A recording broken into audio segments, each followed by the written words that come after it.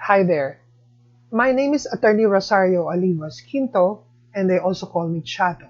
Now, I would like to share with you important tips on how to do well in law school. Before proceeding, I would like to introduce myself through this short write-up that appears on my blog.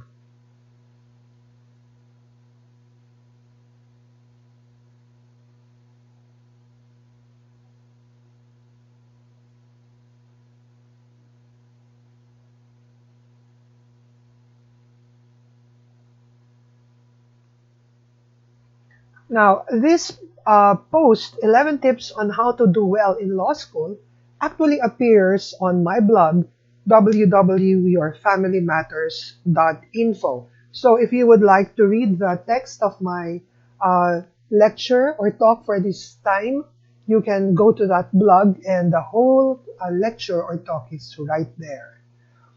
So let us proceed. I start with this quotation from Malcolm Gladwell, who wrote the book Outliers. He said, "Working really hard is what successful people really do." Law school is not a joke. It is not a hobby. It is serious business. It is very, very serious business. As a faculty member and assistant dean of De La Salle College of Law, I used to join the panel who screened law school applicants. We often ask why they want to study law because this is how we assess if they really have the right motivation to go through such rigorous training. I remember an applicant who said that she was a high school principal. Her children were all grown up and there was nothing much to do at night, so she decided to attend law school. Her facial expression and manners revealed that she was simply looking for a hobby to occupy her spare time. I thought she did not have the right motivation and felt she would not last 2 weeks. And I was right. True enough, after 2 weeks, she dropped out. Now, there was also another mature law student. He was actually a businessman. His children were all grown up. He wanted to be a lawyer for his business and he was dead serious about it. He enrolled in the evening section for working students, gave all necessary hours to his studies. He became a scholar and even graduated with honors. Some applicants want to pursue the dream of their parents who were quote unquote frustrated lawyers. I don't want them to carry that frustration for 4 years. It's not good to pass on one's frustration from one generation to the next. So I tell them to make sure that the dream is their own also, because this will make them want to fight through a very tough 4 year training. You've got to have the right motivation for law school. That is the starting point. This is what will make you want to succeed and not just survive law school. Again, I want you to succeed and not just survive. Because when we say survive, this triggers a mental picture of a seriously ill person in the intensive care unit of a hospital attached to various instruments such as a respirator so that he can breathe, a heart rate monitor, a sphygmomanometer to monitor his blood pressure, on the edge of life and death. I don't want you to just survive in law school. I want you to succeed semester after semester until you graduate, take and pass the bar, and take your oath and sign the roll of attorneys. You are reading this because you want to be an excellent law student. You want to give your best as you learn the law as well as methods, systems, skills, and habits that will stay with you throughout your law practice. Survive in law school and you will just survive law practice. Be successful in law school and you will succeed in your law practice. So now let us proceed to tip number 1. Learn to think like a lawyer. In law school, you will be trained to become an expert in the law. You will gain not just head knowledge, but also the right attitude, mindset, perspective, and way of thinking so that you can become a good problem solver. You will learn how to think like a lawyer. So what does this mean? Observe yourself and your classmates when you answer questions during recitation or even just plain conversation in your first year in law school. Many of you usually have a roundabout way of answering questions. It takes a long time for you to get to the point, and some of you don't even make any clear point at all. As you advance in law school, your thinking process becomes clearer since you are able to identify issues in a given situation. You are better able to sift through the facts and pick out those which are relevant, relate to the applicable law, apply the law to the facts, and arrive at a sound decision. You are able also to argue from the opposite side to help you assess the strength of each party's legal position.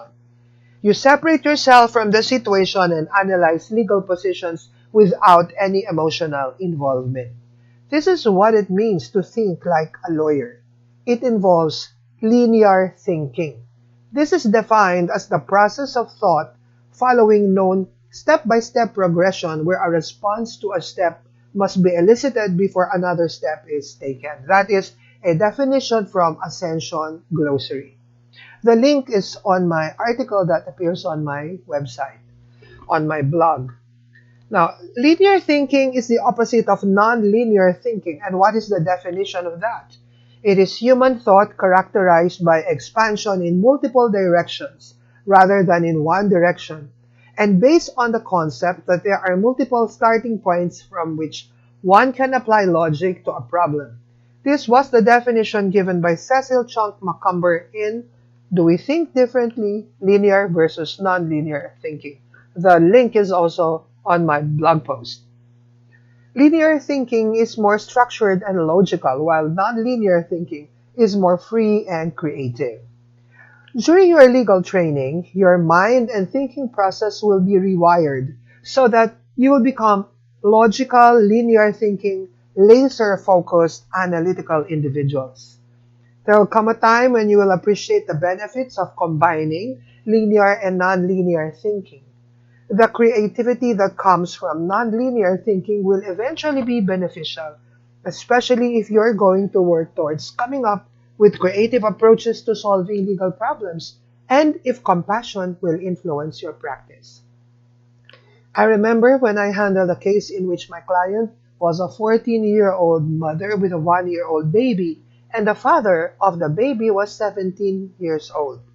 The dispute was about the custody of the baby, with the grandparents on each side insisting that custody belonged to them. The paternal grandparents were well off, so their legal counsel asserted that they were in a better position to take care of the baby, applying the best interest of the child principle. The judge likewise referred to that principle. I realized that they were forgetting one thing, so I stood up and told the judge, "Your Honor, my client is also a child, and so is the father of the baby. I think we should look at this case from that point of view." So for a moment, the courtroom was quiet until everyone involved came up with an agreement that considered the welfare of all the three children, the baby, the mother, and the father. In an article entitled Analytical Intuitive Thinking, which was written in 2005, lawyer Charles B. Purcell discussed the strengths and weaknesses of linear and nonlinear thinking for lawyers. He concludes that a combination of both types of thinking results in holistic thinking, which is characteristic of mediation, a creative method of dispute resolution. To learn more, I have a link on my blog post. Let's go to tip number 2. This is work hard and long, the magic of 10,000 hours. No matter how much we tell you that law school is hard work, you'll never be able to imagine it until you actually experience it. For most people, law school is expensive. The tuition fee and books cost a lot of money, and for good reason. Quality has a price. Yet, an expensive school alone will not make you an expert. You need to sink in 10,000 hours to become an expert in law. An author named Malcolm Gladwell wrote the book Outliers in 2008. He cited studies of experts in different fields, violinists, pianists, basketball players, and others. He wrote that in the beginning, genius or innate talent counts. One who is gifted in a certain activity will excel, but up to a certain point.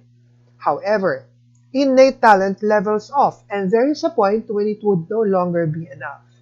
What would count is the number of hours of training. The more hours spent, the better trained a person will be.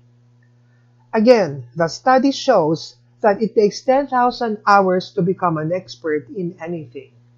Gladwell wrote, quote, "Researchers have settled on what they believe is the magic number for true expertise, 10,000 hours." Close quote. So, take out your calculator and let's do a simple math exercise together. You have 4 years in law school multiplied by 365 days equals 1,460 days in law school divided by 24 hours equals 6.8 hours a day. What does that mean? You need to spend 6.8 hours each day, including Saturdays, Sundays, and holidays, in order to excel in law school.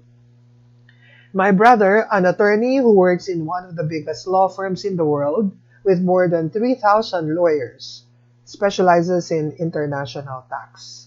He ranked number 6 in the Philippine bar examinations. I asked him, "When did you start preparing for the bar exams?" And you know what his answer was? He said, "From day 1 of law school." Now, a few years back, the man who placed number 10 in the Philippine bar exam was more than 60 years old. He was a professor of accounting at a state university. He took up law at the same time, and he made it to number 10 in the bar examinations, in the top 10. When he was interviewed, he was asked the same question. "When did you start studying for the bar exam?" And he gave the same reply, "Since day 1 of law school." You must have a single-minded determination to succeed by giving what it takes. Organize your schedule and your life so that you can devote the necessary hours to absorb, understand, and apply the law. As you give your time to the study of law, you are sowing seeds. There will be a time to reap, and you will be reaping a harvest, which is much more than what you have sown. This is a biblical principle found in in Galatians chapter 6, verse 7. And sometimes it is called the law of the harvest. You will reap a good harvest if you sow good seeds. There may be times when you will feel weary, but keep your eyes on the goal. Tip number 3, take well-organized notes. You have to be very organized in taking notes. This is part of your training in self-discipline, which will be reflected in the quality of your notes. Take a look at your notes. It is a picture of your state of mind. Do you agree with me? It shows how organized or disorganized your mind is. Besides, you will take notes like you never took notes before in college. Believe me. It is best to take notes before, during, and after class, but your main note-taking time should be before class as part of your preparation. During and after class, add notes only to amplify or clarify those notes that you have taken earlier. You must distinguish between gadgets and methods. Gadgets are not the same as note-taking methods. Don't think that just because you have all these gadgets, you have already taken notes and studied. Don't think that just because you have cut and pasted these notes into your tablet, you have studied. Gadgets are your tools for taking notes, while methods pertain to your system of note-taking and quality of its contents. Unlike in undergraduate courses, when you throw away your notes at the end of the term because you don't need them anymore, your law school notes are useful until you take the bar exams and even after, when you are already in law practice. Your notes, especially in the first year, are foundational. They are very important. Knowledge builds upon knowledge so that what you learn in one subject, let's say in persons and family relations, are essential when you take up subjects like succession. Your notes in Criminal Law 1 are necessary for when you take up Criminal Law 2 and Criminal Procedure. So take good notes to keep and use for later. Moreover, take notes in anticipation of the bar exam which you will be facing after your senior year. Be comfortable with your notes. Do not think that when you study for the bar, you will have time to take notes. No way. or that you will have time to read all your books anew. No way. With that quantity of law and cases on your plate, you will only have time for a review. It's a review or a viewing again, so that you should have dealt already with your subjects before. This should not be the first time you will be reading those materials. If there's any new knowledge to add, this should be limited to updates of cases, laws, and rules. And also, it is best to take notes by hand. A study shows that taking notes using your own handwriting is more effective because your whole being interacts with the material. It is not mindless copying, not merely cutting and pasting chunks of text to your document file. Your handwritten notes involve a process of distilling information which will make you remember them better. It is also not advisable to take audio or video recordings of the lectures passively because, like I said earlier, you should interact with the material. By this, I mean that you should actively participate by choosing which information to write down, paraphrasing or summarizing concepts, and organizing these in a logical way. Taking audio or video recording should be useful if you take good handwritten notes from them later on. The cut and paste facility provided by our gadgets is not helpful in remembering information simply because this is just a way of transferring text to our gadgets. Again, we have to interact with the information so we can remember better. There is an article entitled "Take Notes by Hand for Better Long-Term Comprehension" by the Association for Psychological Science. It states, quote, "It may be that longhand note-takers engage in more processing than laptop note-takers, thus selecting more important information to include in their notes, which enables them to study this content more efficiently." Close quote. So, what should your notes include? They should include legal definitions, legal principles, elements or requisites, case digests, questions asked by your professors during recitation, and topics repeated by the professors during discussions or lectures. The basis of your notes should be the course outlines given by your professors at the start of the term. Consider the note-taking method that works for you. When I was a law student decades ago, the Cornell note-taking method worked for me, and I think it is still effective even for today's law students. You can learn more about it in this web article by Alexa Galloway dated September 29, 2016, entitled "Tips for Using the Cornell Note-Taking Method." The link is on my blog post. Let's go to tip number 4.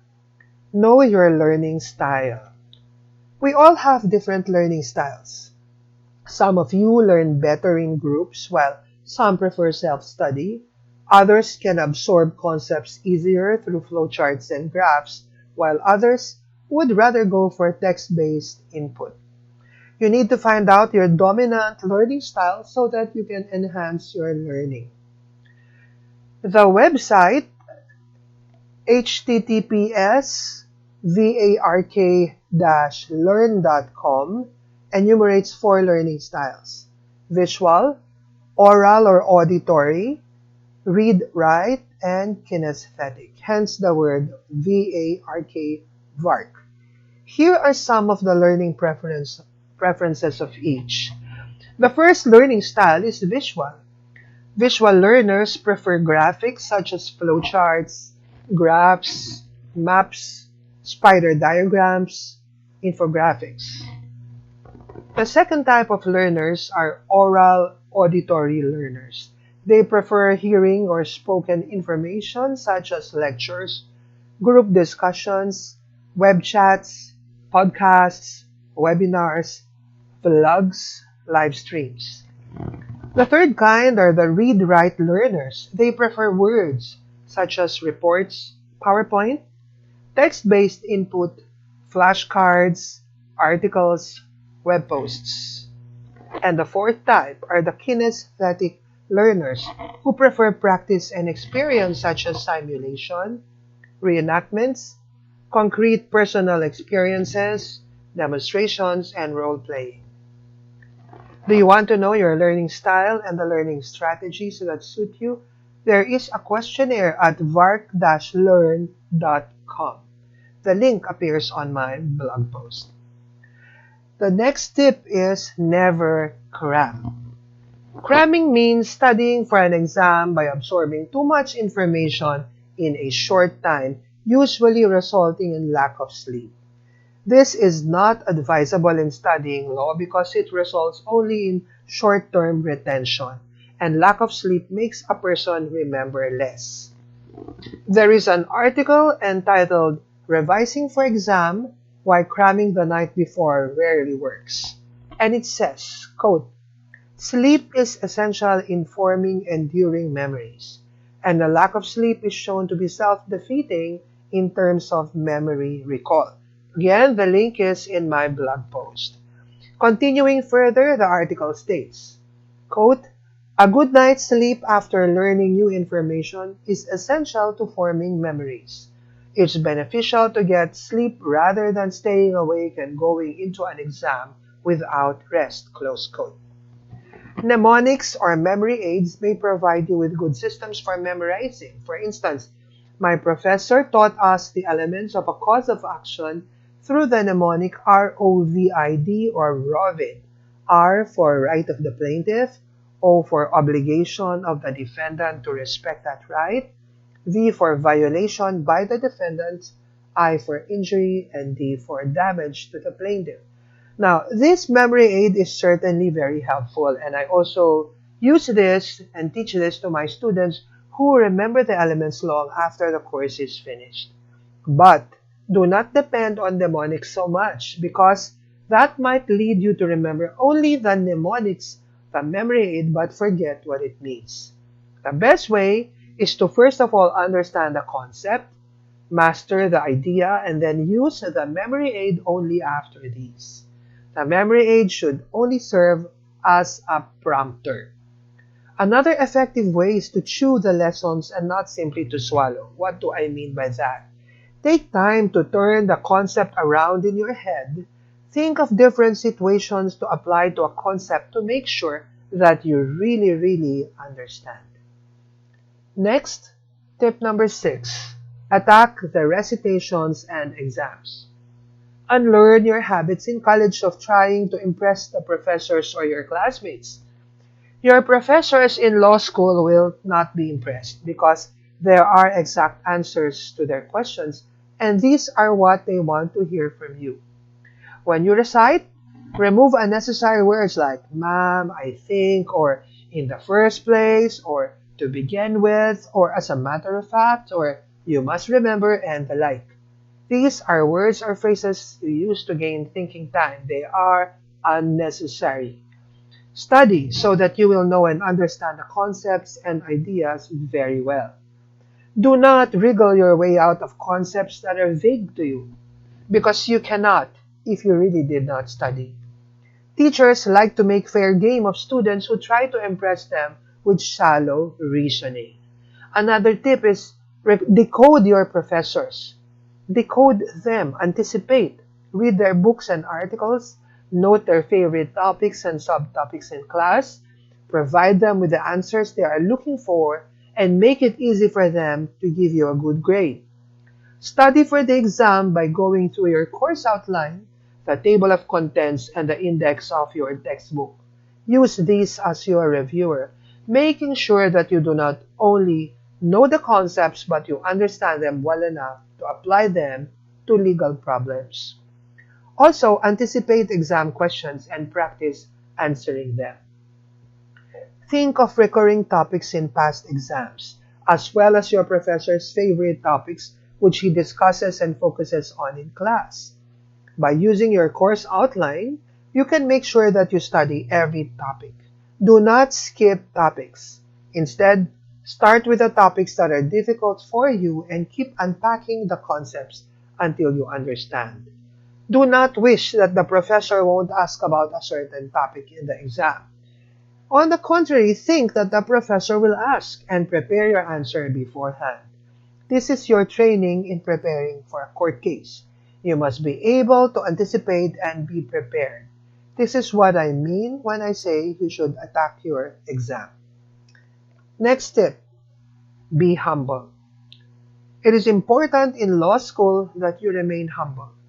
There is a Bible verse that is applicable here. Romans 12:3 states, "For by the grace given me I say to every one of you, do not think of yourself more highly than you ought, but rather think of yourself with sober judgment, in accordance with the faith God has distributed to each of you."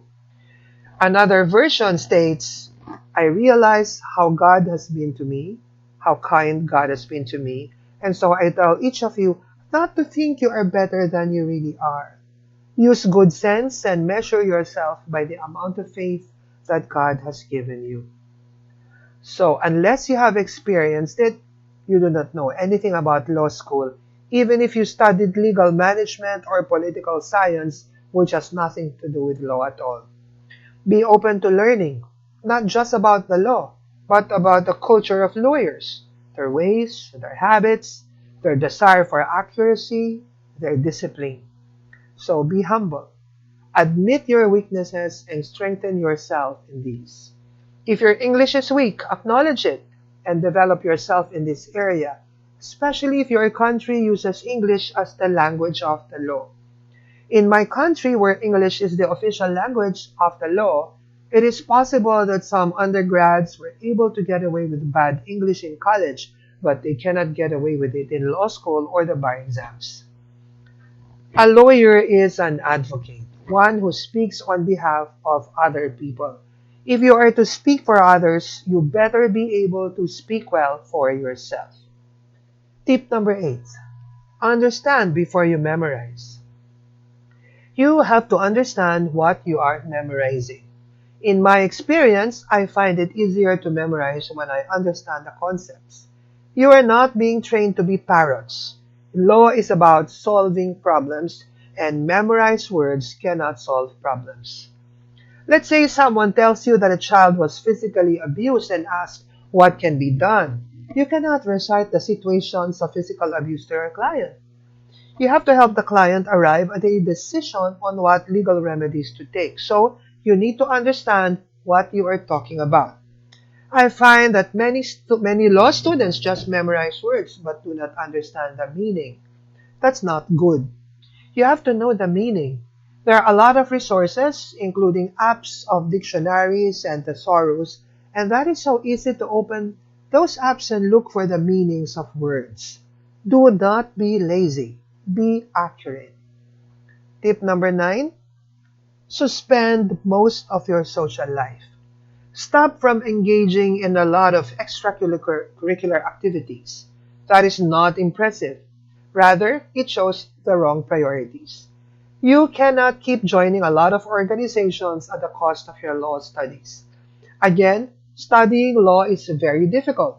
You have to give what it takes. Otherwise, you will be wasting your time, your money, or your parents' money.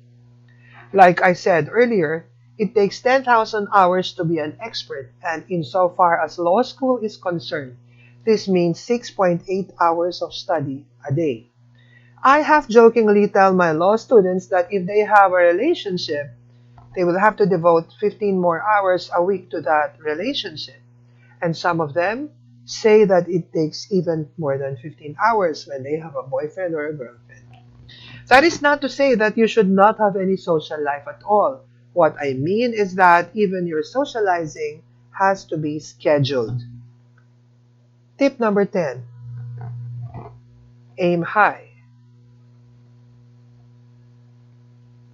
I hear some students say, "I hope I will pass this semester," when the semester has just started.